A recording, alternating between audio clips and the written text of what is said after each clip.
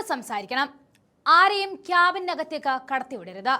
ബാംഗ്ലൂരിലെ ആഡംബര ഓഫീസിൽ നിന്നും അവസാനമായി കേട്ട വാക്കുകൾ.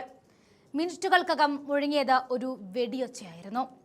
താൻ കെട്ടിപ്പടുത്ത സാമ്രാജ്യം ED റെയ്ഡിൽ വിറങ്ങലിച്ചു നിൽക്കുമ്പോൾ CJ റോയ് എന്ന ബിസിനസ് ടൈക്കൂൺ എന്തിന് സ്വയം നിറയൊഴിച്ചു?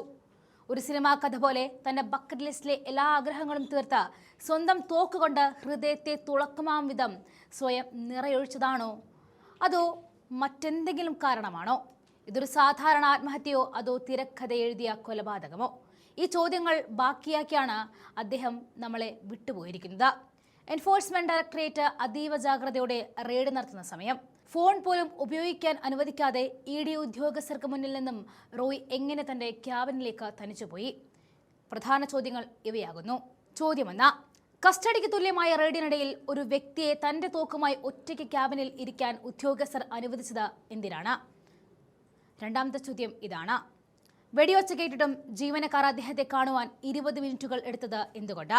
രക്തത്തിൽ കുളിച്ച റോയെ കണ്ടെത്തിയ ഉടൻ തൊട്ടടുത്തുള്ള ആശുപത്രിയിലേക്ക് കൊണ്ടുപോകുന്നതിന് പകരം കിലോമീറ്ററുകൾ അകലെയുള്ള HSRലെ ഔട്ട്ലെറ്റ് നാരായണ ആശുപത്രിയിലേക്ക് കൊണ്ടുപോയത് ആരുടെ നിർദ്ദേശപ്രകാരമാണ്? ആ നിർണായകമായ മിനിറ്റുകൾ ബോധപൂർവം പാഴാക്കിയതാണോ? 9 പേജുള്ള ഡയറി, അതിൽ വലിയ അക്ഷരത്തിൽ എഴുതിയ എക്സ്ട്രീം സ്റ്റെപ്പ്. ഇതെല്ലാം ഒരു ആത്മഹത്യയിലേക്ക് വിരൽ ചൂണ്ടുമ്പോഴും റോയ് ഉപയോഗിച്ച തോക്കിനെ കുറിച്ച് വലിയ തർക്കങ്ങൾ ഇപ്പോഴും നിലനിൽക്കുന്നു. ഒരു സൈലന്റ് പിസ്റ്റൾ ആയിരുന്നിട്ടും മാനേജർ വെടിയൊച്ച കേട്ടത് എങ്ങനെയാണ്? റിയാലിറ്റി ഷോകളുടെ തിളക്കമുള്ള വേദികളിൽ നിന്നും കോടികൾ ആസ്തിയുള്ള ഒരു ബിസിനസ് സാമ്രാജ്യത്തിന്റെ അധിപനിൽ നിന്നും വെറുമൊരു ഡയറി കുറിപ്പിലേക്ക് റോയ് ഒതുങ്ങിപ്പോയോ? വലിയ ചോദ്യങ്ങളാണ് റോയ് ഇപ്പോഴും ബാക്കി വെക്കുന്നത്. ED റെയ്ഡിന് ഒരു കാരണമാണെങ്കിലും അതിന് പിന്നിൽ മറ്റൊരു ചരട് വലിയുണ്ടോ എന്നും സംശയിച്ചു പോകുന്നു.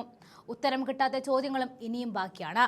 ജനുവരി 30-ന് CJ റോയ് ബാംഗ്ലൂരിലെ സ്വന്തം സ്ഥാപനത്തിൽ ജീവനൊടുക്കുമ്പോൾ അവസാനിച്ചത് ഐഡിയ സ്റ്റാർ സിംഗർ മുതൽ ബിഗ് ബോസ് വരെയുള്ള ടെലിവിഷൻ റിയാലിറ്റി ഷോകളുടെ മുഖ്യ സ്പോൺസർ മാത്രമല്ല, തന്റെ കഠിനാധ്വാനം കൊണ്ട് $1 ബില്യൺ ആസ്തിയുള്ള ഒരു മനുഷ്യൻ കൂടിയാണ്.